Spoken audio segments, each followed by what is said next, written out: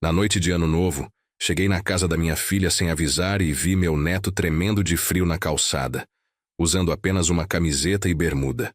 Lá dentro, toda a família estava brindando com champanhe e comemorando a chegada de 2025 na mesa farta de ceia. Tomado pela indignação dessa traição, chutei o portão e gritei 6 palavras que fizeram todos os rostos ficarem pálidos. Mas isso foi apenas o começo da justiça, que mudou as vidas deles para sempre. Antes de continuarmos, confira se você já está inscrito no canal e escreva nos comentários de onde você está assistindo este vídeo. Meu celular vibrou no painel do Gol. Uma mensagem da dona Marlene, minha vizinha. Vi viatura na casa dos Santos hoje cedo. Briga de família de novo. Me lembrou das suas preocupações com a Fernanda. Fiquei olhando essas palavras enquanto meu carro velho roncava na garagem. Os Santos. A Marlene sempre se preocupava com o netinho deles também, quando ainda estava casada.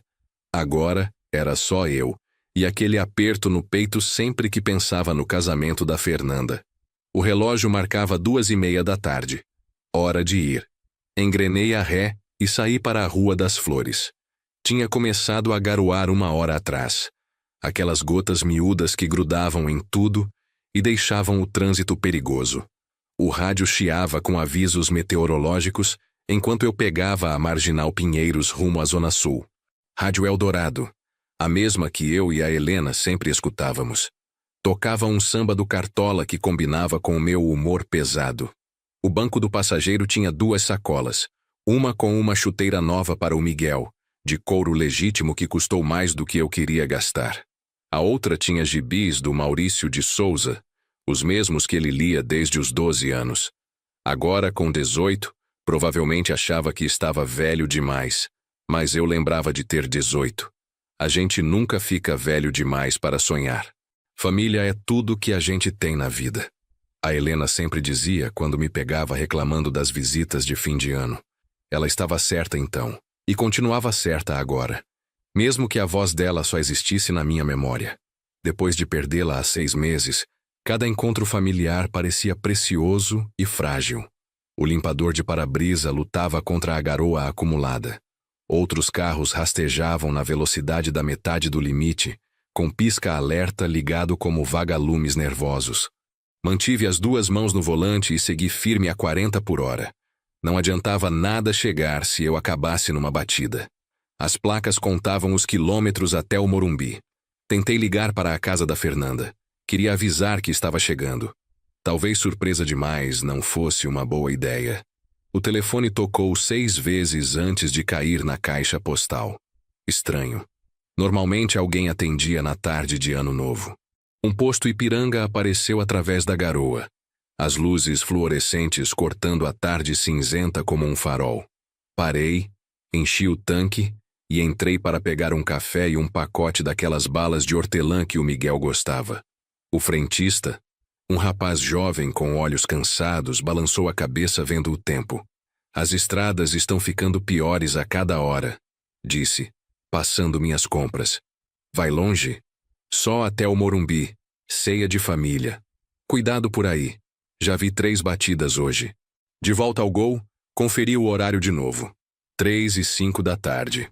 A viagem normalmente levava 45 minutos, mas hoje seria mais de 1 hora.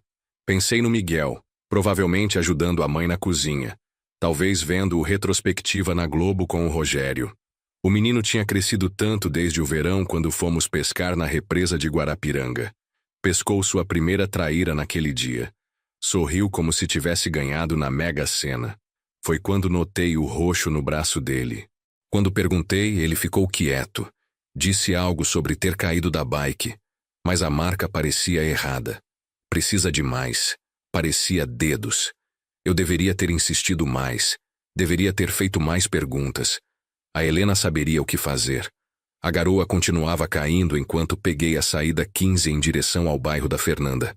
Ruas de classe média alta com sobrados de 2 andares, cada um decorado com enfeites de Natal e Ano Novo. Já tinham luzes piscando em algumas casas, brilhando através da cortina branca da chuva. Entrei no condomínio Vila das Palmeiras, dirigindo devagar pelas ruas onde famílias provavelmente se reuniam ao redor de mesas de ceia, compartilhando histórias e passando travessas. Luz quente vazava das janelas, criando retângulos dourados nos jardins molhados. Este deveria ser um dia bom, um dia de cura. A Helena teria querido isso. A Rua da Fernanda apareceu à frente, e consegui ver a casa no final da quadra. O sobrado azul com portões brancos, a Hilux do Rogério na garagem ao lado do Civic dela. Subia fumaça da churrasqueira no quintal, e decorações de Ano Novo cobriam a varanda. Tudo parecia normal, até pacífico.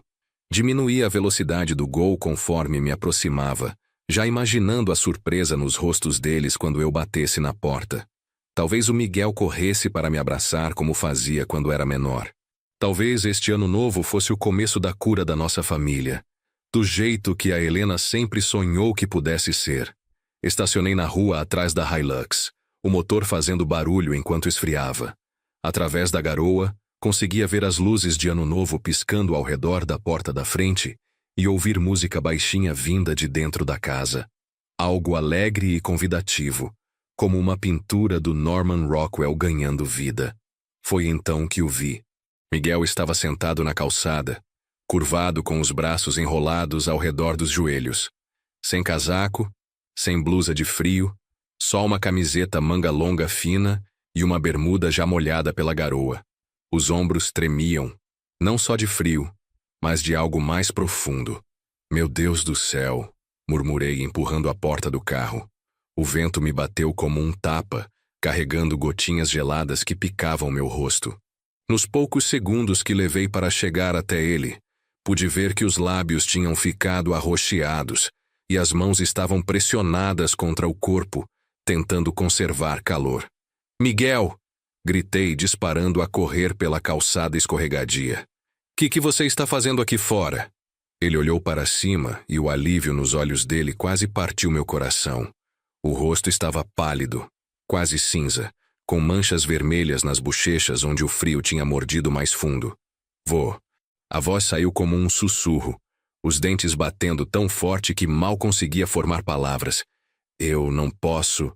Já estava tirando meu casaco de inverno pesado, enrolando ao redor dos ombros dele antes que terminasse a frase. O menino estava gelado, o corpo todo tremendo como folha no ventarol. Como assim não pode? Não pode o quê? Ajudei ele a se levantar, segurando quando as pernas quase falharam. Há quanto tempo você está sentado aqui fora? Eu não posso entrar. Ele puxou meu casaco mais apertado e eu podia sentir ele tremendo através do tecido grosso. Não posso entrar na casa. As palavras me acertaram como um soco no estômago. Atrás de nós, através das janelas bem iluminadas, eu podia ouvir risadas e o som da televisão. O brilho quente da celebração em família, enquanto meu neto sentava tremendo na calçada como algum tipo de castigo. Como assim não pode entrar? Minha voz saiu mais áspera do que eu queria, mas a raiva estava crescendo no peito como fogo. Esta é a sua casa. Miguel recuou com o meu tom e eu imediatamente abaixei a voz. A última coisa que ele precisava era de outro adulto gritando com ele. Por favor, não piore as coisas para mim, sussurrou, olhando nervoso para a porta da frente. Por favor, vô, se o Rogério ouvir você... Olhei para a casa. Realmente olhei. As decorações, as luzes quentes, os sons de celebração. Depois olhei para meu neto, de lábios roxos e tremendo em roupas que não o aqueceriam nem com 15 graus, quanto mais neste pesadelo de frio úmido. Há quanto tempo, Miguel? Mantive a voz suave, mas firme. Há quanto tempo você está aqui fora? Ele não quis me olhar nos olhos. Desde hoje de manhã. Hoje de manhã? Conferi meu relógio. 3h15. Filho, está quase congelando aqui fora. Você pode pegar pneumonia, pode... Me segurei antes de assustá-lo mais do que já estava. Tentei a maçaneta da porta da frente. Trancada. Claro que estava trancada. Eles tinham trancado ele para fora da própria casa na noite de Ano Novo e o deixado congelar enquanto aproveitavam a ceia de família. A gente precisa te aquecer, disse, guiando ele em direção ao meu carro. Vem, vamos entrar no Gol onde tem aquecedor. Mas mesmo enquanto me movia para protegê-lo, minha mente estava trabalhando, catalogando detalhes.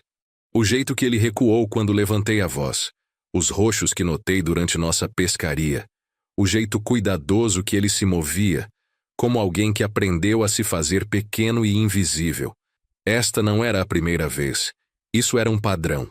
Miguel, disse enquanto o ajudava a entrar no banco do passageiro e botei o aquecedor no máximo. Preciso que você me conte exatamente o que aconteceu hoje. Liguei o aquecedor no máximo e enrolei outro cobertor do meu kit de emergência ao redor dos ombros do Miguel. As mãos dele estavam tão dormentes que não conseguia segurar nada direito. Então segurei entre as minhas, tentando esfregar calor de volta nos dedos. Conversa comigo, filho, disse, mantendo a voz firme apesar da raiva crescendo no peito. O que aconteceu esta manhã? Ele olhou para baixo para as mãos, ainda tremendo. Estava ajudando a mãe com o Chester. Ela pediu para eu ficar de olho enquanto ela tomava banho. A voz era pequena, envergonhada. Eu só esqueci de desligar o timer do forno quando tirei para passar manteiga. O Chester ficou um pouco queimado por cima. Não estragou, só ficou mais escuro que o normal.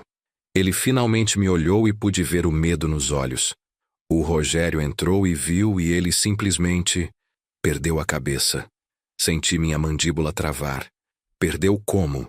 Começou a gritar que eu tinha estragado o ano novo todo. Disse que as visitas iam achar que a mãe não sabia cozinhar, que eu era uma vergonha para a família.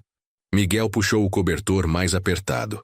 Aí disse que eu precisava pensar nas minhas ações e que não podia voltar para dentro até aprender responsabilidade.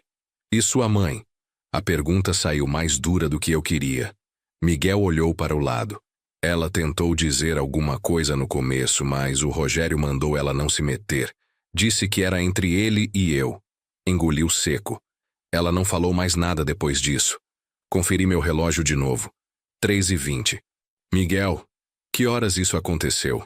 Umas 11 da manhã. 4h30. 4h30 num tempo que podia matar alguém por causa de um Chester levemente queimado, que provavelmente estava gostoso mesmo assim. Tive que respirar fundo várias vezes antes de conseguir falar sem gritar. Isso já aconteceu antes? A pergunta ficou no ar entre nós. Podia vê-lo lutando com contar a verdade ou não, provavelmente pesando as consequências da honestidade contra o alívio de finalmente ter alguém para contar. Às vezes, sussurrou, quando eu faço besteira. Mês passado ele me fez ficar na garagem a noite toda porque esqueci de tirar o lixo. E uma vez me trancou no porão por 2 dias porque quebrei sem querer uma das cervejas dele. Cada palavra parecia um soco no estômago. Olhei para meu neto, esse menino inteligente e gentil que nunca machucou ninguém na vida, e vi o jeito cuidadoso que se segurava, como alguém que aprendeu que ocupar muito espaço podia ser perigoso. Sua mãe sabe disso? Ela diz que o Rogério está só tentando me ensinar disciplina, que preciso ser mais responsável. A voz rachou. Talvez ela esteja certa. Talvez eu seja mesmo... Não. Me virei no banco para encará-lo completamente. Não se atreva a se culpar por isso. O que esse homem está fazendo com você não é disciplina. É abuso. E vai parar hoje. Os olhos do Miguel se arregalaram de pânico. Não, vô. Por favor. Se você fizer escândalo, ele vai descontar em mim depois. Ele sempre faz. Podia ver a casa através do para-brisa, ainda brilhando quente e convidativa, ainda cheia de risadas e música de Ano Novo. Lá dentro, minha filha estava servindo ceia para visitas enquanto o enteado do marido sentava congelando num carro, com medo demais de pedir decência humana básica. Escuta, disse pegando as mãos dele de novo. Você tem 18 anos. Não precisa mais viver assim e eu não vou deixar. Mas para onde eu iria? Não tenho dinheiro.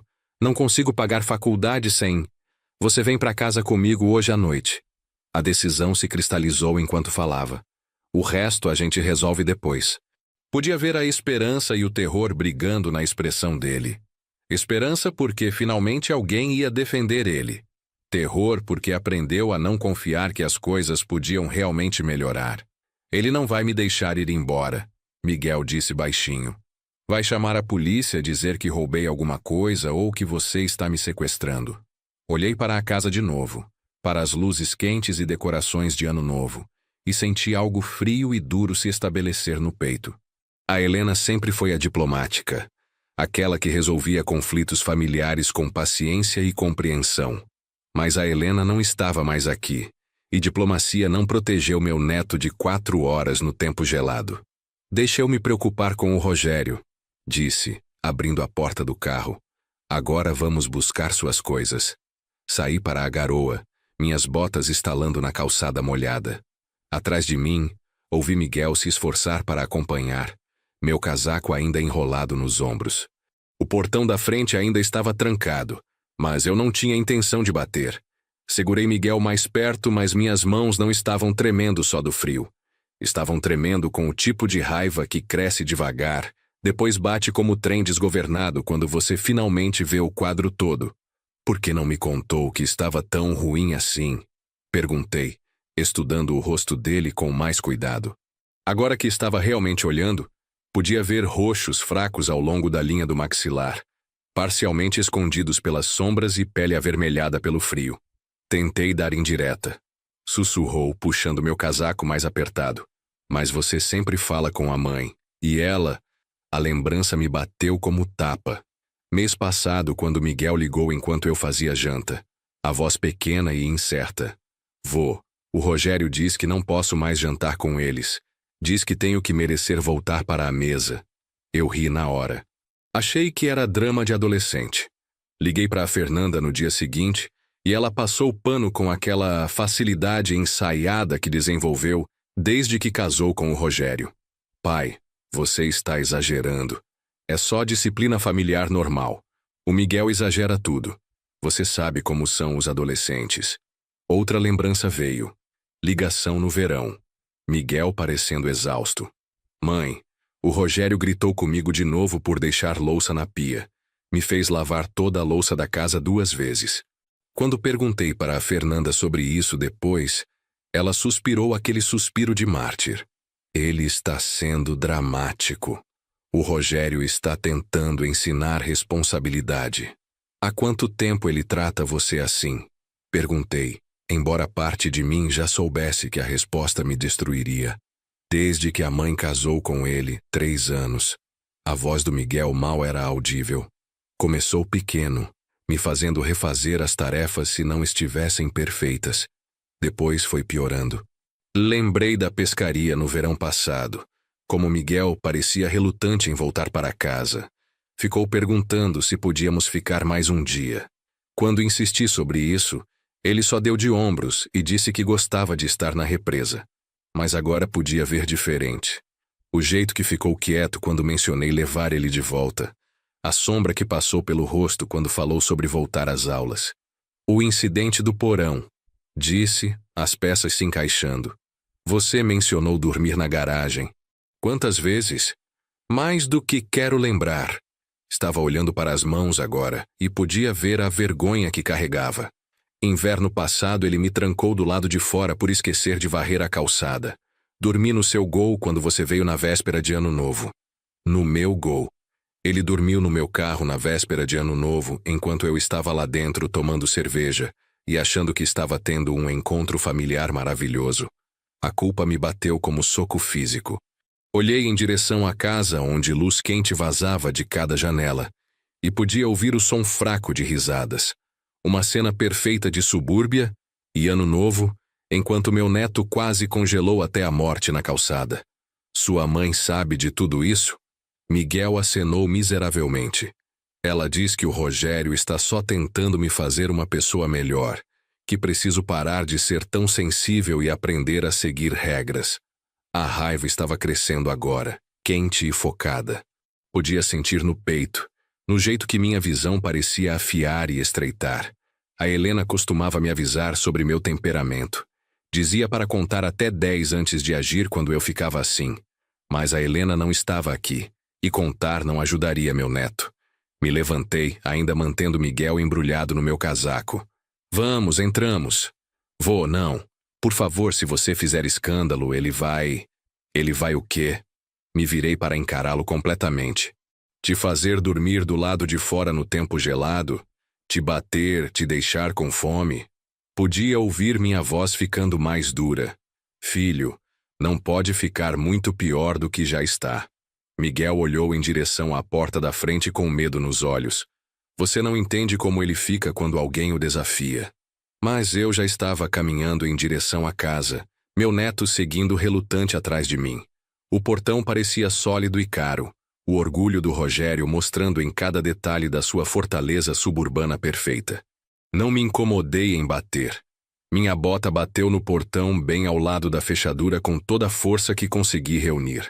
63 anos, mas décadas de trabalho na metalúrgica me deixaram com mais força que a maioria dos homens da metade da minha idade. A madeira rachou com um estalo que ecoou pela vizinhança, e o portão se abriu com tanta força que bateu na parede. O ar quente saiu correndo para nos encontrar, carregando cheiro de Chester assado e som de silêncio chocado. Entrei no quintal, Miguel colado atrás de mim, e vi a cena que me parou frio. A mesa da área estava posta como algo de revista. Toalha branca, velas piscando, taças de cristal pegando a luz. Rogério sentava na cabeceira numa camisa social passada, faca de trinchar na mão.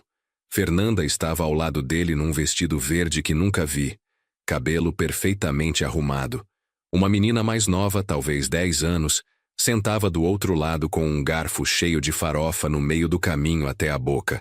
Estavam todos congelados no meio do movimento, como se alguém tivesse apertado pause no momento perfeito de família.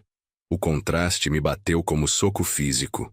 Ali sentavam, quentes e confortáveis, aproveitando a festa, enquanto Miguel tremeu do lado de fora por mais de 4 horas.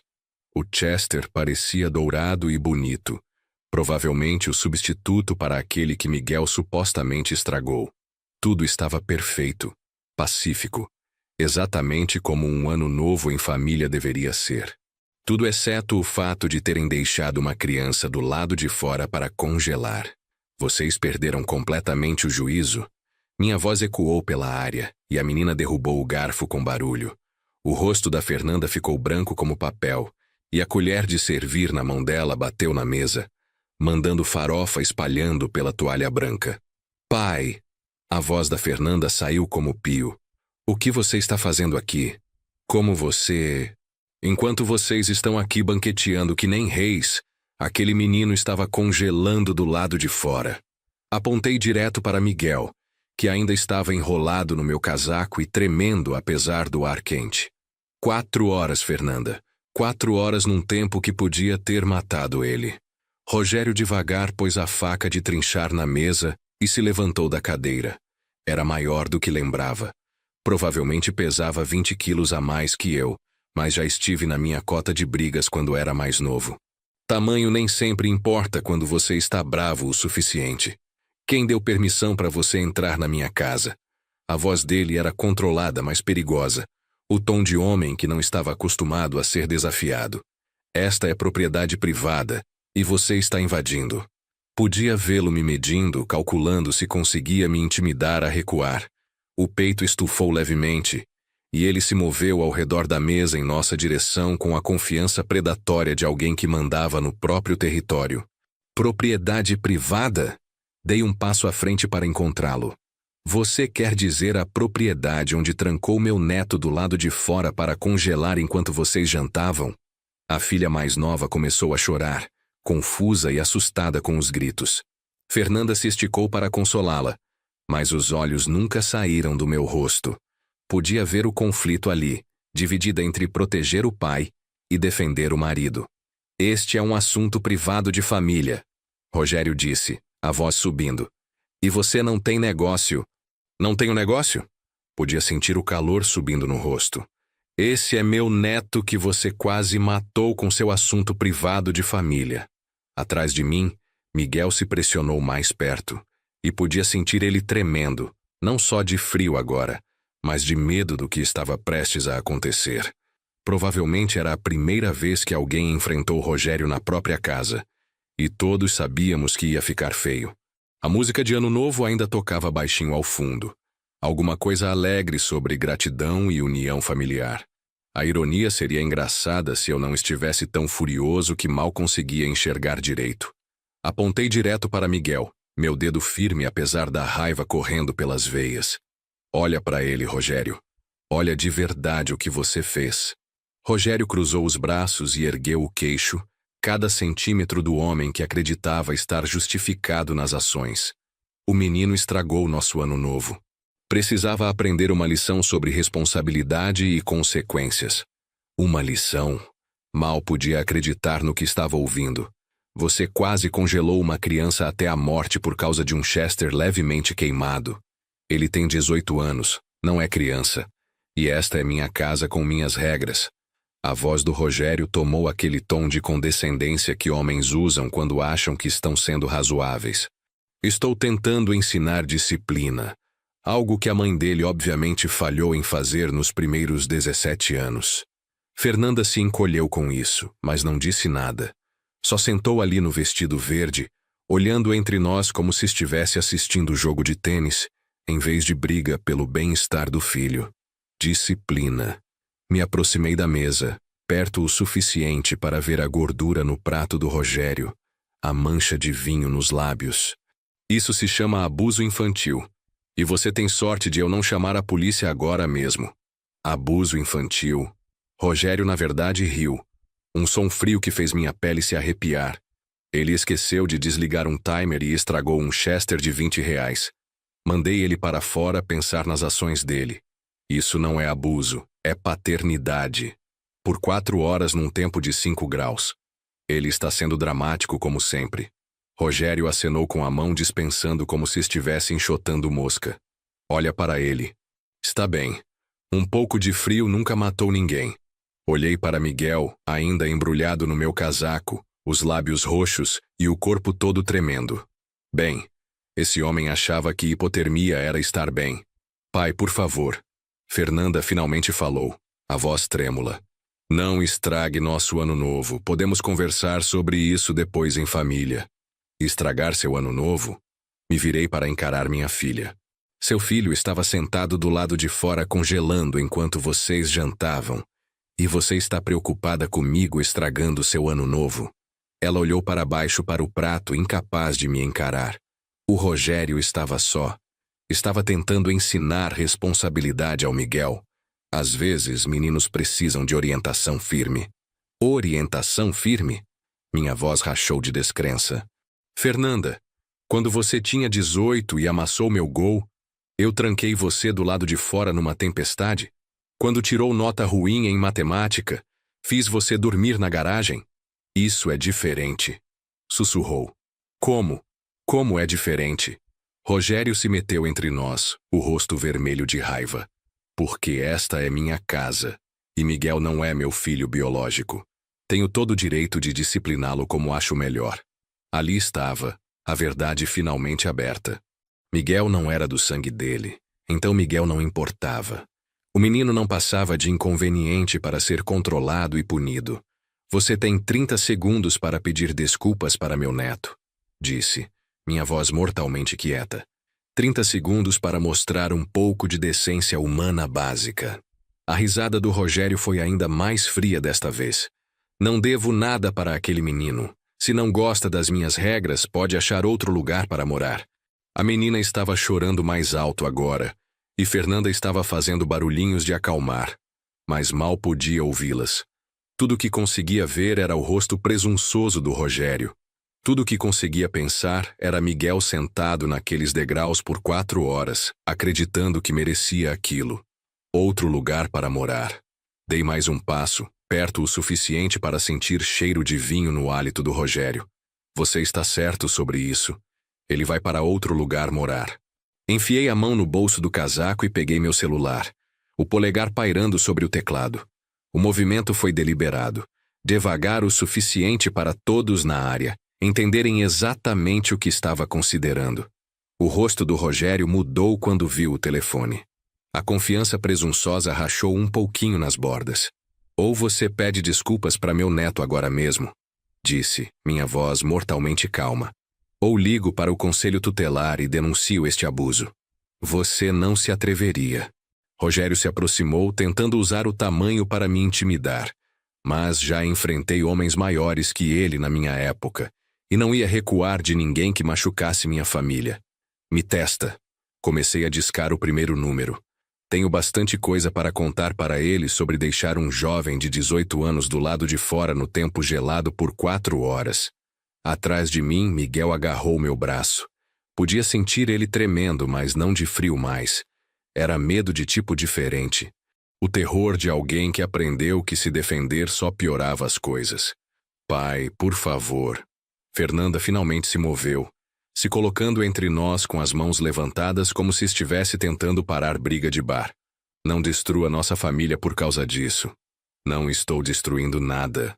Mantive os olhos fixos no Rogério. Ele fez isso quando decidiu abusar do meu neto. Abuso? A risada do Rogério era áspera e amarga.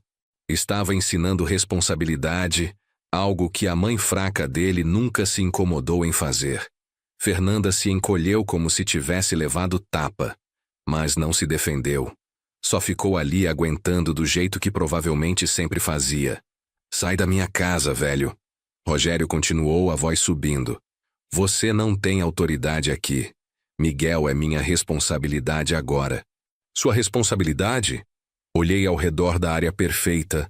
As taças de cristal, a porcelana fina, o arranjo de ano novo, depois de volta para o rosto machucado do meu neto. É assim que você lida com responsabilidade? Trancando crianças do lado de fora para congelar?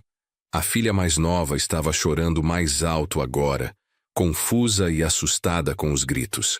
Fernanda se moveu para consolá-la, mas continuou olhando entre mim e Rogério, como se estivesse assistindo jogo de tênis onde alguém podia morrer. Ele não é criança, tem 18 anos, Rogério disse endireitando os ombros. E na minha casa, adultos que não conseguem seguir instruções simples enfrentam consequências adultas. Consequências adultas por esquecer de desligar um timer.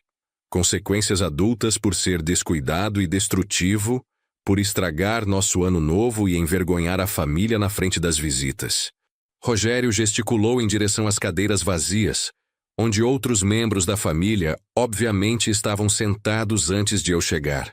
Todo mundo teve que ir embora por causa da cena que ele causou. Olhei para aquelas cadeiras vazias e senti mais uma peça do quebra-cabeça se encaixar. Eles tinham visitas. Pessoas estiveram aqui jantando e socializando enquanto Miguel sentava do lado de fora congelando. E nenhuma delas questionou. Nenhuma disse uma palavra. Vamos embora. Miguel sussurrou atrás de mim. Por favor, não quero causar mais problemas. A derrota na voz dele quebrou algo dentro de mim. Este menino, este jovem inteligente e gentil, tinha sido quebrado tão completamente que achava que ele era o problema, que estava causando confusão por pedir decência humana básica. Você não está causando problemas, filho, disse alto o suficiente para todos ouvirem. Nunca esteve. Me virei de volta para o Rogério, minha decisão se cristalizando como gelo nas veias. Você tem 30 segundos para pedir desculpas ao meu neto pelo que fez hoje. Não vou pedir desculpas por nada. Rogério cruzou os braços, queixo erguido em desafio. E certamente não vou receber ordens de algum velho amargurado que não consegue aceitar que seu netinho precioso precisava de disciplina. Então acabou. Fechei o telefone e coloquei de volta no bolso. Miguel, vai buscar suas coisas. Você vem para casa comigo. O silêncio que se seguiu foi ensurdecedor. Até a menina parou de chorar por um momento. Você não pode simplesmente levá-lo, Fernanda disse, a voz mal sendo sussurro. Me observe. Coloquei a mão firmemente no ombro do Miguel, guiando-o para longe da mesa de jantar em direção à casa. Vai arrumar o que precisa, estamos indo embora. Pai, você não pode fazer isso. Fernanda nos seguiu, a voz subindo com pânico. Não pode simplesmente entrar na nossa casa e levar meu filho. Posso, e vou. Continuei andando, ficando entre Miguel e o resto da família. A menos que prefira que eu chame as autoridades e deixe eles resolverem. Miguel me levou pela casa até as escadas para o segundo andar, os passos rápidos e incertos. Podia ouvir Rogério atrás de nós, os passos pesados no piso, mas não me virei. Isso é sequestro, Rogério gritou. Vou te fazer prender por sequestro. Boa sorte explicando para a polícia por que meu neto estava sentado do lado de fora, em tempo de 5 graus por 4 horas. Cheguei no topo da escada e segui Miguel por um corredor curto até um quarto pequeno nos fundos da casa. O quarto mal cabiam uma cama de solteiro e uma cômoda pequena, sem saída de ar-condicionado que eu pudesse ver, e a janela única dava para o norte, deixando entrar o ar mais frio. Parecia mais depósito que quarto, e era claramente o pior cômodo da casa. Aqui que você dorme? Perguntei, vendo os móveis esparsos e paredes nuas. Miguel acenou, já puxando roupas da cômoda e enfiando numa mochila. O Rogério diz que o quarto do porão é para visitas e o outro quarto de cima é da minha irmã. Notei que ele não disse nossa irmã, só minha irmã. Mesmo na própria casa ele era um estranho. Leva tudo que importa para você, disse, fazendo guarda na porta enquanto ele arrumava. Não vamos voltar para buscar nada. Miguel, pensa no que está fazendo. Fernanda apareceu na porta, o rosto molhado de lágrimas. Esta é sua casa, sua família. Que família, Miguel murmurou, dobrando uma blusa do Corinthians na mochila. Famílias de verdade não trancam uns aos outros do lado de fora para congelar. O Rogério estava só tentando te ensinar responsabilidade, me dando hipotermia. Miguel olhou para a mãe e pude ver 3 anos de mágoa e decepção nos olhos. Mãe, ele me fez dormir na garagem semana passada porque deixei um copo na pia. Um copo? Isso não é normal. O rosto da Fernanda se contraiu. Ele só tem padrões altos. Quer que você seja melhor. Ele quer que eu suma. Miguel disse baixinho, fechando o zíper da mochila. E você sabe disso. Descemos de volta, Rogério esperando embaixo como segurança. Sai da minha casa, moleque, e não volta nunca. Tudo bem pra mim, Miguel disse, e ouvi força real na voz pela primeira vez no dia. O portão da frente ainda estava pendurado aberto de quando chutei. Ar frio entrando na casa e fazendo as decorações de ano novo tremularem como folhas morrendo.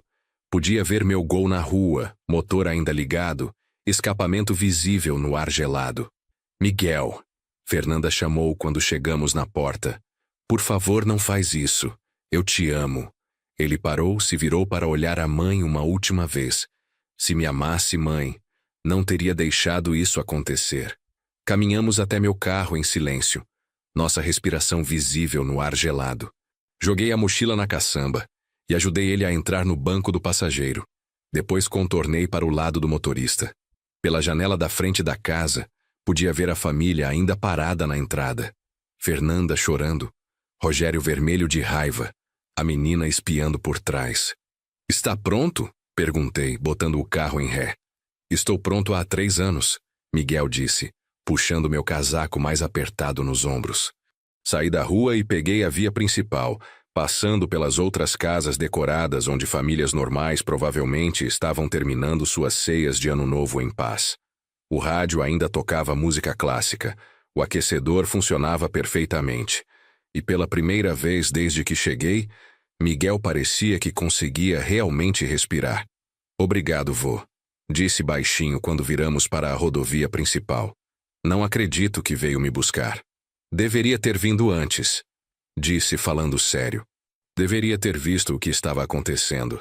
Tentei contar, mas não sabia como. Dirigimos em silêncio confortável por alguns minutos, o peso familiar da responsabilidade familiar se estabelecendo nos meus ombros como o cobertor favorito da Helena. Este menino precisava de proteção, precisava de lugar seguro para se curar e crescer no homem que estava destinado a se tornar. Me fala da faculdade, disse quando pegamos a Marginal Pinheiros rumo ao norte. O que está estudando? Engenharia. A voz ficou mais forte quando falou sobre escola. Engenharia mecânica como você fazia na metalúrgica. Tal vô, tal neto. Sorri, pensando na Helena, e como ela ficaria orgulhosa. Vamos resolver a mensalidade. Não se preocupa com isso. Vô, não quero ser um peso. Filho, você não é peso, você é família. E família cuida uma da outra. Minha garagem pareceu menor que o normal, com os 2 carros estacionados lado a lado. Mas a casa em si parecia brilhar com boas-vindas quando nos aproximamos.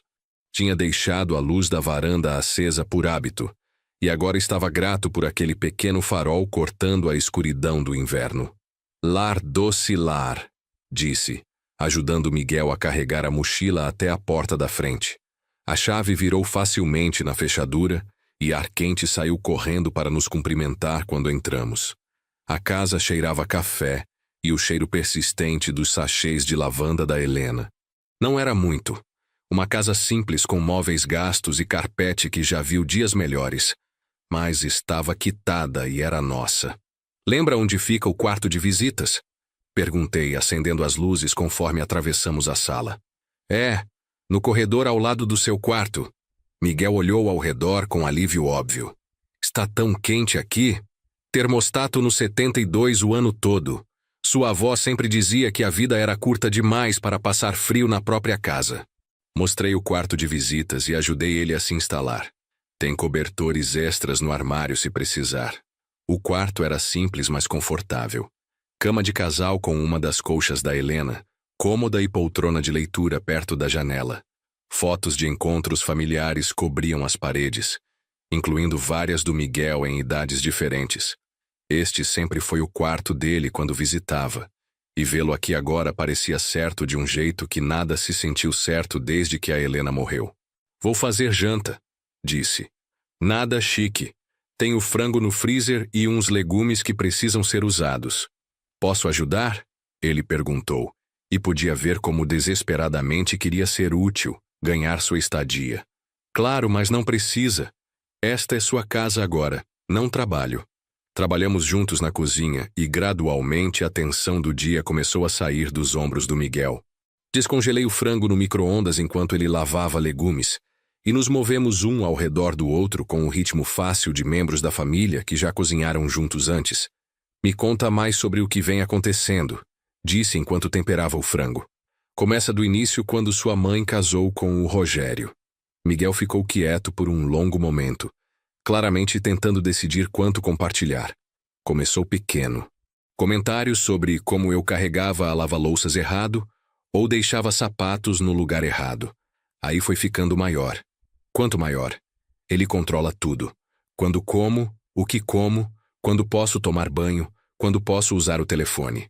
A voz do Miguel foi ficando menor conforme continuava. Fez a mãe escolher entre ele e eu. E ela escolheu ele. Tive que parar de temperar o frango por um momento e segurar a pia. O que quer dizer que ela escolheu ele? Natal passado, quando você visitou, lembra como fiquei quieto durante o jantar? O Rogério tinha dito que não podia falar a menos que alguém me fizesse pergunta direta, e a mãe não disse nada para impedir. A lembrança me bateu como soco no estômago. Achei que Miguel estava só sendo adolescente mal-humorado típico. Até brinquei com a Helena sobre isso depois, dizendo que jovens de hoje não sabiam fazer conversa. Por que sua mãe não enfrenta ele? Tem medo. Miguel começou a picar cenouras com precisão mecânica. Me disse uma vez que se deixar ele, vai perder a casa e ter que voltar para aquele conjunto habitacional onde morávamos. Não consegue bancar cuidar de nós sozinha. Coloquei o frango no forno e acendi fogo na lareira da sala. O ritual familiar de amassar jornal e empilhar gravetos ajudou a acalmar meus pensamentos acelerados. Vem sentar comigo, disse quando o fogo estava crepitando firme. Me fala das coisas boas. Me fala da escola, dos seus amigos. Nos acomodamos nas poltronas confortáveis perto do fogo, e pela primeira vez o dia todo, Miguel sorriu. Fiz lista de honra semestre passado. E tenho esse amigo, Jake, que está me ensinando violão. Sua avó sempre quis aprender violão. Apontei para a foto emoldurada na lareira mostrando Helena aos 20 anos rindo e segurando o violão acústico. Dizia que música era a linguagem da alma. Lembro dela falando isso. Miguel estudou a foto com interesse novo. Sinto falta dela. Eu também, filho. Eu também. Conversamos até o frango ficar pronto, compartilhando memórias da Helena e fazendo planos para o semestre de primavera do Miguel. A casa se sentiu viva de novo com conversa e risada, do jeito que costumava quando a Helena estava aqui para preencher os espaços quietos. Quando nos sentamos para comer nossa refeição simples, mas satisfatória, olhei pela mesa para meu neto. Realmente olhei para ele. O medo tinha sumido dos olhos, substituído por algo que não via há anos. Esperança. Vamos ligar para a faculdade amanhã, disse, cortando meu frango. Garantir que sua ajuda financeira está em ordem e vamos ver sobre conseguir emprego de meio período se você quiser. Vô, não precisa fazer tudo isso por mim. Sim, preciso. Encontrei os olhos dele pela mesa. É para isso que serve família. O telefone tocou bem quando estávamos terminando a sobremesa. Torta gelada que achei no freezer. O som cortou nossa noite pacífica como faca. E podia ver Miguel se tensionar imediatamente. Olhei o identificador de chamadas e senti minha mandíbula travar. Fernanda. 3 batidas secas na porta da frente quebraram o crepitar pacífico da lareira. Não a batida gentil de vizinho, ou o toque hesitante de alguém incerto. Era a batida autoritária de alguém que esperava obediência imediata. Miguel quase derrubou a xícara de café. Fica atrás de mim, disse, largando minha própria xícara e indo em direção à porta. A batida veio de novo, mais insistente desta vez, acompanhada pelo som de múltiplas vozes na minha varanda. Acendi a luz da varanda e olhei pelo olho mágico. 2 policiais uniformizados parados na porta e atrás deles, como predadores esperando o momento de atacar, estavam Rogério e Fernanda. Senhor Burke, o policial principal chamou. Polícia, precisamos falar com o senhor. Respirei fundo e abri a porta, mantendo o corpo posicionado para bloquear a visão deles do Miguel. Em que posso ajudá-los, oficiais? Rogério imediatamente se adiantou, apontando o dedo acusatório para mim. Oficial, este homem sequestrou meu enteado. Invadiu nossa casa e levou o menino sem permissão. O policial principal, homem de meia-idade com olhos cansados, levantou a mão para calar Rogério. Senhor, precisamos esclarecer esta situação. Senhor Burke, há um jovem chamado Miguel nestas dependências. Sim, disse simplesmente. Meu neto está aqui. Ele o sequestrou. A voz do Rogério subiu dramaticamente. Derrubou nosso portão como criminoso e arrastou o menino para longe da família. O jovem está aqui voluntariamente? O segundo oficial perguntou, tirando um bloquinho. Antes que eu pudesse responder, Miguel apareceu ao meu lado, ainda enrolado no cobertor do sofá. A voz era quieta, mas clara. Quero ficar com meu avô. O rosto do Rogério ficou vermelho. Ele encheu a cabeça do menino de mentiras, virou ele contra a própria família. Que mentiras! Dei um passo ligeiramente à frente. A verdade sobre como você o deixou do lado de fora no tempo gelado por 4 horas? A verdade sobre como você vem abusando dele há 3 anos? Abuso? Rogério riu, mas soou forçado. Estava ensinando responsabilidade. O menino estragou nosso jantar inteiro de Ano Novo e precisava aprender que há consequências para suas ações. O primeiro oficial olhou entre nós com a expressão cansada de alguém que separou brigas de família demais. Senhor Burke, vamos precisar que todos entrem para podermos conversar adequadamente. Recuei relutante, permitindo que os oficiais entrassem na minha sala. Rogério seguiu imediatamente, Fernanda arrastando atrás dele com os olhos fixos no chão. Ela parecia menor de alguma forma, diminuída, como mulher que finalmente percebeu o custo verdadeiro das escolhas que fez. Muito bem, o oficial disse, tirando o bloquinho. Vamos começar do começo. Senhor, o senhor alega que este homem sequestrou seu enteado. Absolutamente. Rogério endireitou os ombros, botando sua performance de figura de autoridade razoável que reconheci. Cheguei em casa do trabalho e achei meu portão quebrado e Miguel sumido. Quando liguei por aí, vizinhos disseram que viram um homem mais velho forçando o menino a entrar numa caminhonete. Forçando? Não consegui manter a descrença fora da minha voz. Oficial, resgatei meu neto de abuso infantil. É isso que ele continua dizendo. Rogério disse, balançando a cabeça tristemente. Mas a verdade é que nunca aprovou meu casamento com a filha dele. Vem procurando qualquer desculpa para causar problema. O oficial se virou para Miguel, que estava parado perto o suficiente de mim que podia sentir ele tremendo. Filho, este homem te forçou a vir com ele? Não, senhor. A voz do Miguel mal passava de sussurro. Ele me salvou. Te salvou do quê? Miguel olhou nervoso para Rogério, depois de volta para o oficial. De congelar até morrer na varanda. O segundo oficial levantou o olhar do bloquinho. Explica isso. Queimei sem querer o Chester esta manhã. O Rogério me fez sentar do lado de fora no frio para pensar nas minhas ações. Fiquei lá por mais de 4 horas com temperatura de 5 graus. Ele está exagerando. Rogério disse rapidamente. Foi talvez 1 hora, e ele estava vestido adequadamente. 1 hora? Encarei ele. Oficial, tenho testemunhas. Meu neto estava sentado naquela varanda de camiseta e bermuda quando cheguei às 3h15. Estava lá desde 11 da manhã. O primeiro oficial olhou para Rogério com interesse novo. Senhor, é verdade que fez o jovem sentar do lado de fora como punição? Brevemente, sim. A fachada confiante do Rogério começou a rachar levemente. Mas ele está fazendo soar pior do que era. No tempo gelado por várias horas. Olha, às vezes adolescentes precisam de disciplina firme.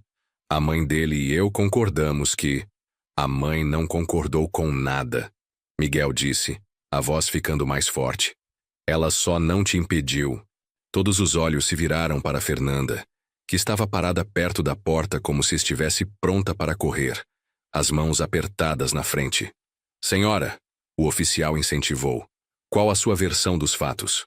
Fernanda parecia a mulher parada na beira do precipício, sabendo que qualquer coisa que dissesse a seguir determinaria se ela recuaria para a segurança ou mergulharia no abismo.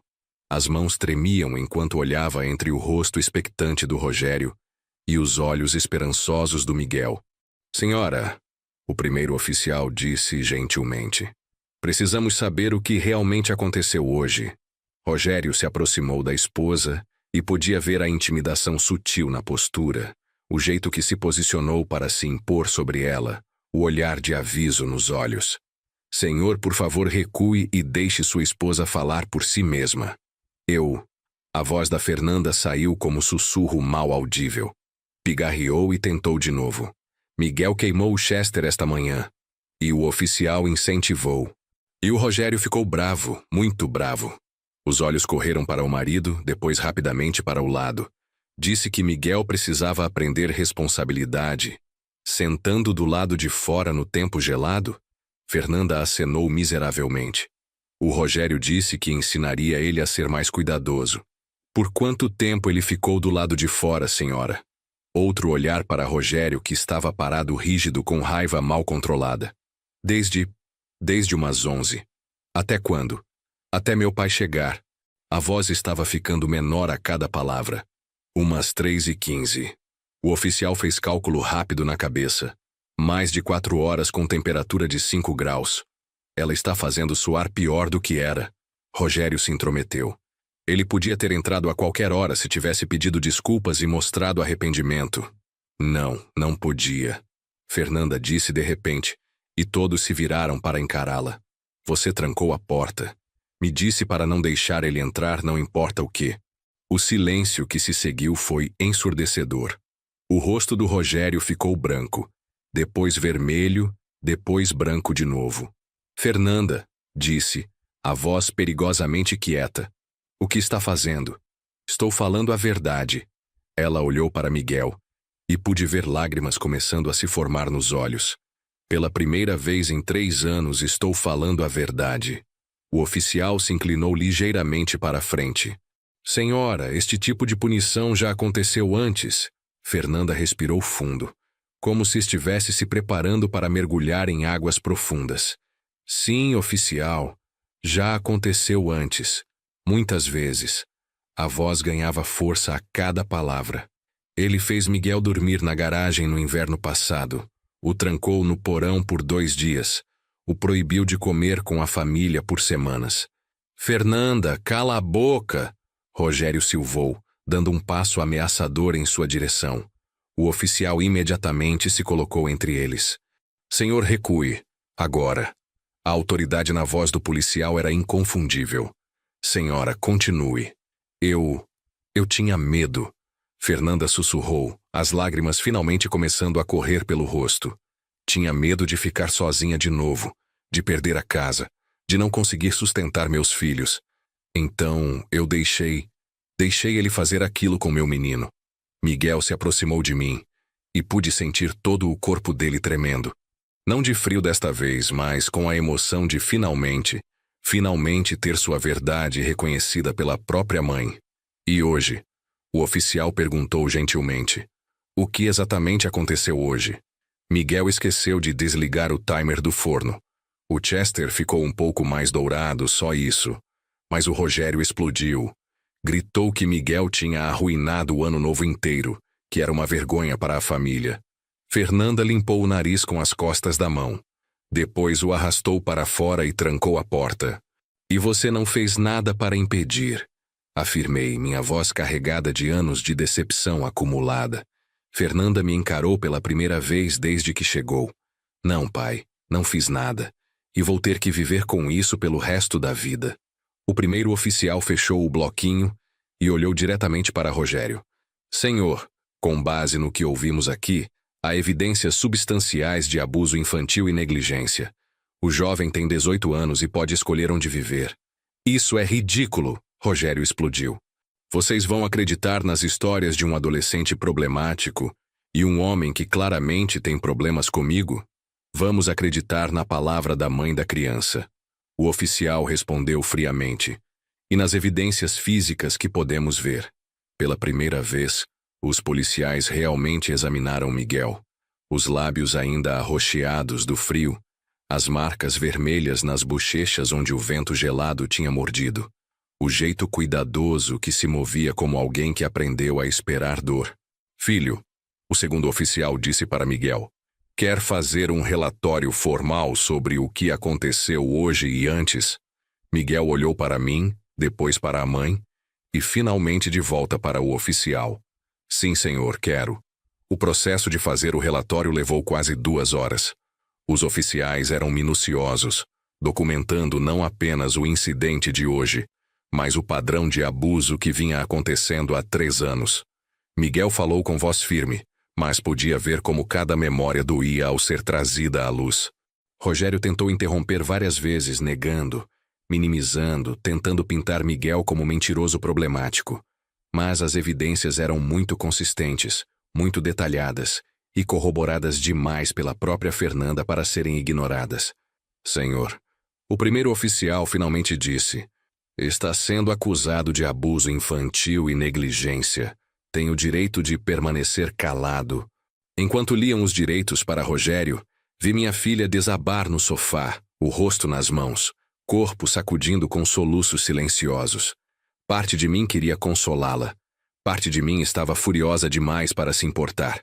Miguel se aproximou dela hesitantemente. Mãe, disse baixinho, não é tarde demais. Ainda podemos ser uma família de verdade. Fernanda olhou para cima, o rosto manchado de lágrimas e maquiagem borrada.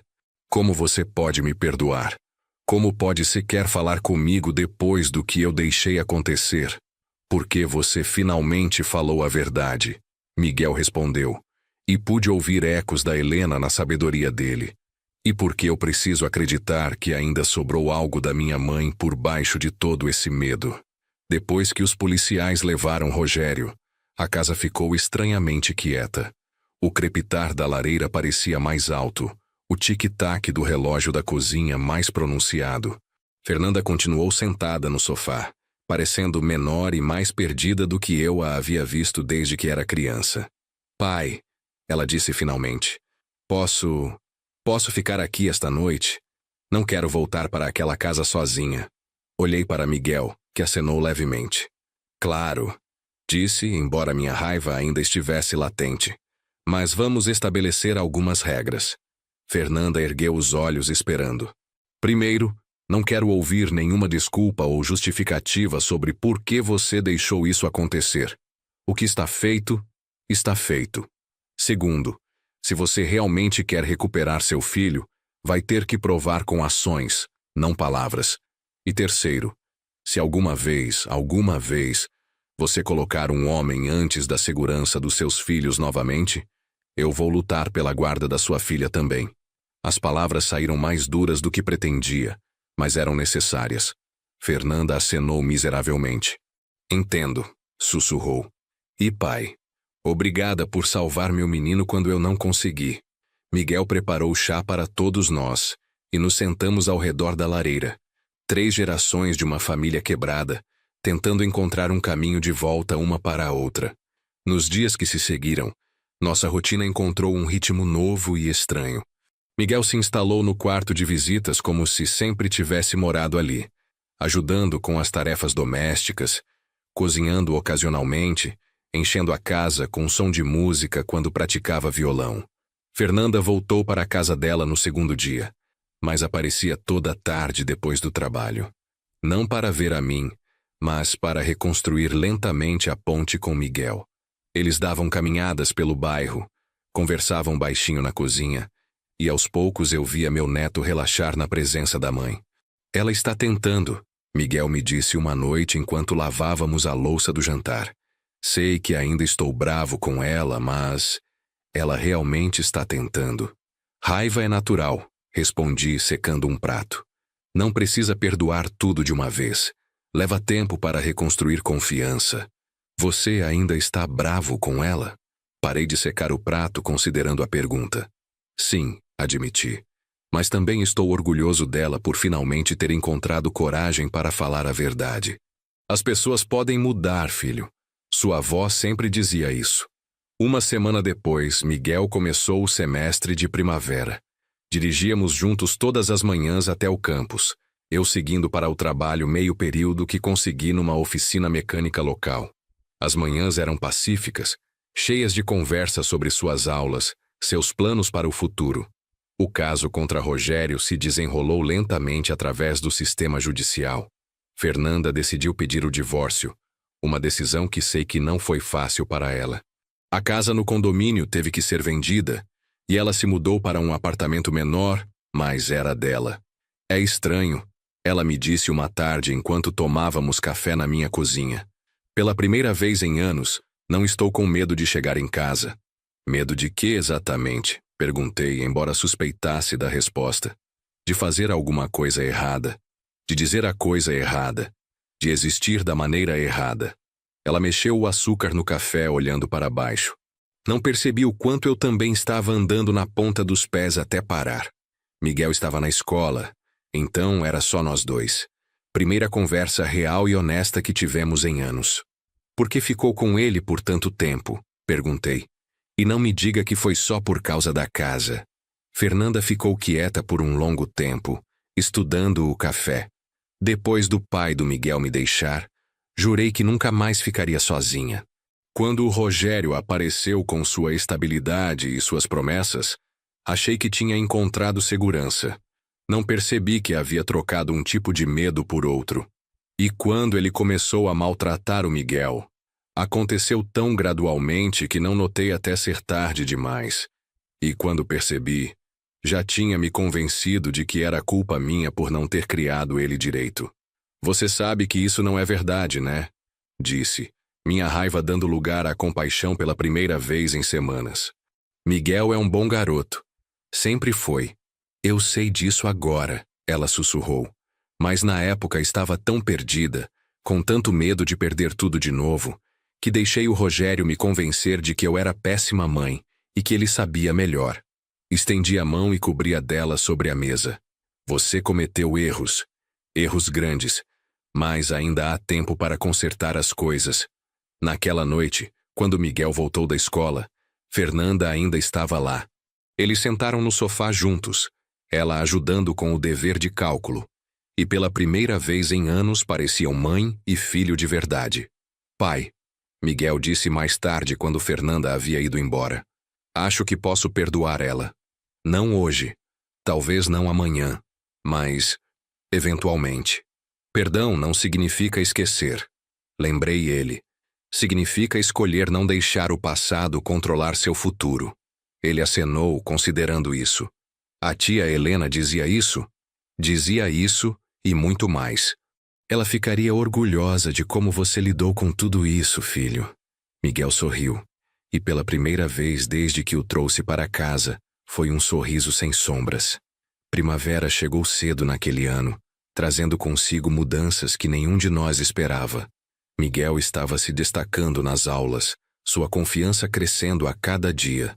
Fernanda visitava regularmente, não apenas para ver Miguel, mas também para reconstruir nossa relação pai-filha, que havia se perdido em algum lugar ao longo do caminho. E eu? Pela primeira vez desde que Helena morreu, a casa não parecia vazia. Vô, Miguel disse uma manhã enquanto tomávamos café da manhã. Posso perguntar uma coisa? Claro. Por que demorou tanto para você vir me buscar? Não estou reclamando, acrescentou rapidamente. Só curiosidade. A pergunta me pegou de surpresa, mas merecia uma resposta honesta. Porque eu era covarde, admiti. Sua mãe sempre me convenceu de que eu estava exagerando, e foi mais fácil acreditar nela do que enfrentar a possibilidade de que algo estava realmente errado. Miguel acenou lentamente. Você não é covarde. Um homem covarde não teria chutado aquele portão. Um homem corajoso teria chutado aquele portão muito antes. Talvez, ele concordou. Mas você chegou quando eu mais precisava. É isso que importa. Naquela tarde, recebemos notícias de que Rogério havia se declarado culpado das acusações. Receberia liberdade condicional e aulas de controle de raiva obrigatórias, além de uma ordem de restrição impedindo contato com Miguel. Acabou, disse para Miguel quando desligamos o telefone com o promotor. Realmente acabou. Ele não respondeu imediatamente. Apenas ficou olhando pela janela da cozinha para o jardim, onde eu havia plantado tomates no fim de semana passado. Sabe o que é estranho? Disse finalmente. Não sinto alívio como pensei que sentiria. Só vazio. É normal, assegurei. Você passou 3 anos vivendo em modo de sobrevivência. Vai levar tempo para seu corpo acreditar que está realmente seguro. E se eu nunca conseguir confiar nas pessoas novamente? E se isso me quebrou de uma forma que não pode ser consertada? A pergunta partiu meu coração porque reconhecia o medo nela. Era o mesmo medo que me acordava às vezes no meio da noite, preocupado com o que aqueles anos de abuso poderiam ter feito à alma gentil do meu neto. Miguel, disse, me virando para encará-lo completamente. Você não está quebrado. Machucado, sim, mas não quebrado. E machucaduras podem sarar, como você sabe. Porque vi você nestes últimos meses. Vi como você trata sua mãe com gentileza mesmo depois de tudo. Vi como você ajuda Dona Marlene com as compras quando a vê lutando. Vi como você para brincar com o cachorro dos vizinhos toda manhã. Essas não são ações de alguém quebrado. São ações de alguém que escolheu permanecer gentil apesar de tudo. Julho trouxe o primeiro aniversário da morte da Helena, desde que Miguel veio morar comigo. Eu estava temendo o dia, lembrando da solidão esmagadora que havia sentido no ano anterior. Mas quando acordei naquela manhã, o cheiro de panquecas enchia a casa. Miguel estava na cozinha, usando o avental da avó que havia encontrado no fundo da gaveta. Pensei que poderíamos visitar o túmulo dela hoje, disse sem se virar do fogão. Levar algumas flores, contar para ela sobre tudo o que aconteceu. A emoção me fechou a garganta por um momento. Ela gostaria disso. Fernanda se juntou a nós no cemitério trazendo um buquê de girassóis, as flores favoritas da Helena. Ficamos juntos diante da lápide simples, cada um perdido em nossas próprias memórias. Oi, vó, Miguel disse baixinho, ajoelhando para colocar suas flores. Sinto muito por não ter vindo antes. As coisas estavam complicadas, mas estou bem agora. O vô cuidou de mim assim como você disse que ele faria. Fernanda chorou silenciosamente ao meu lado. Mãe, sussurrou, espero que você possa me perdoar. Espero ter tempo para ser a filha que você criou para ser. Quando saímos do cemitério, algo havia mudado entre nós três.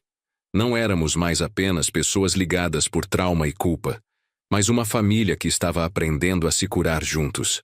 Sorvete? Sugeri quando passamos por uma sorveteria antiga que Helena sempre adorava. Ela adoraria isso. Miguel sorriu. Vamos. O primeiro semestre do 2º ano de Miguel na faculdade começou em setembro. Ele havia mudado de curso para psicologia, inspirado, Dizia pela própria jornada de cura. Quero ajudar outros garotos como eu, explicou numa noite enquanto estudava na mesa da cozinha. Garotos que estão passando por coisas em casa, mas não sabem como pedir ajuda. Sua avó ficaria orgulhosa, disse olhando por cima dos livros espalhados. Ela sempre dizia que as melhores pessoas para ajudar são aquelas que já passaram pelas trevas e encontraram o caminho de volta para a luz. Fernanda havia começado terapia no verão, confrontando finalmente os medos e inseguranças que a levaram a fazer as escolhas que fez. Era um processo lento, mas eu podia ver mudanças nela a cada visita. O terapeuta diz que vou precisar aprender a confiar no meu próprio julgamento novamente. Ela me contou uma tarde. Passei tanto tempo deixando outros pensarem por mim que esqueci como ouvir minha própria voz. E está ouvindo agora? Ela sorriu. Um sorriso pequeno, mas genuíno. Às vezes, está ficando mais alto a cada dia. Miguel e Fernanda haviam desenvolvido uma nova dinâmica também. Não era a relação mãe-filho que tinham antes do Rogério. Nem poderia ser. Era algo novo, construído sobre honestidade e escolha mútua de se reconectarem. Não consigo desfazer o passado, ela disse para ele uma noite. Mas posso prometer que o futuro será diferente. O Natal daquele ano foi pequeno, mas perfeito. Apenas nós três, uma árvore simples no canto da sala e uma ceia modesta que cozinhamos juntos. Não havia drama, não havia medo, apenas o calor silencioso de família que escolhe ficar unida. Para a honestidade, disse, levantando meu copo de ponche sem álcool. Para a coragem, acrescentou Fernanda. Para segundas chances, Miguel concluiu. Brindamos na luz dourada das velas de Natal, e pela primeira vez em anos, senti Helena conosco no ambiente, sorrindo para a família que tínhamos conseguido salvar. Mais tarde naquela noite, depois que Fernanda foi para casa e Miguel estava estudando em seu quarto, me sentei na poltrona da Helena perto da lareira. A casa estava quieta, mas era um silêncio diferente agora. Não vazio, mas cheio. Cheio de possibilidade, de esperança, de amor que havia encontrado seu caminho de volta. Meu celular tocou. Uma mensagem de texto de Miguel. Obrigado por me salvar, vô.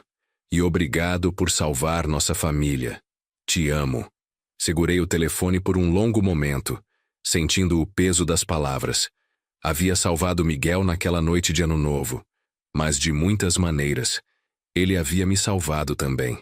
Havia me dado um propósito novamente, uma razão para encher esta casa com vida e risos. Um ano depois, recebemos um convite inesperado. Miguel havia sido aceito num programa de intercâmbio de verão para estudar psicologia infantil na Europa. Era uma oportunidade incrível, mas significava estar longe de casa por 3 meses. Vai, insisti quando ele hesitou. Esta é a oportunidade de uma vida. Mas e se você precisar de mim? E se a mãe... Nós vamos ficar bem, Fernanda disse chegando para o jantar. Esta é nossa chance de provar que aprendemos a cuidar um do outro. Na noite antes da partida, Miguel e eu sentamos na varanda, observando as estrelas como costumávamos fazer nos meses após sua chegada. Tem medo? Perguntei. Um pouco, admitiu. Mas é um medo diferente. É o medo emocionante que vem antes de algo bom, não o medo que fazia eu me encolher e desejar ficar invisível. Essa é a diferença, concordei. Medo pode nos paralisar ou nos motivar. Você aprendeu a diferença. Quando o deixei no aeroporto na manhã seguinte, chorei. Não de tristeza, mas de orgulho avassalador. O menino assustado que havia encontrado tremendo na calçada havia se tornado um jovem confiante, pronto para conquistar o mundo. Fernanda estava lá também, abraçando Miguel por um longo tempo, antes de deixá-lo ir. Seja feliz, sussurrou no ouvido dele. Você merece toda a felicidade do mundo. Enquanto observávamos o avião decolar, ela pegou minha mão. Obrigada, pai, por não desistir de nós. Família nunca desiste, respondi, ecoando as palavras da Helena. Pode levar tempo para encontrar nosso caminho de volta um para o outro, mas família de verdade sempre encontra. O voo desapareceu nas nuvens, levando meu neto para sua nova aventura. Mas pela primeira vez em anos, eu não estava preocupado com o futuro. Havia aprendido que mesmo quando as famílias se quebram, elas podem ser reparadas. Não da mesma forma que eram antes, mas de maneiras novas e talvez até mais fortes. As 6 palavras que gritei naquela noite gelada de Ano Novo. Vocês perderam completamente o juízo? Haviam mudado tudo. Às vezes, precisa apenas de uma pessoa disposta a chegar e dizer: isso não está certo. E às vezes, isso faz toda a diferença.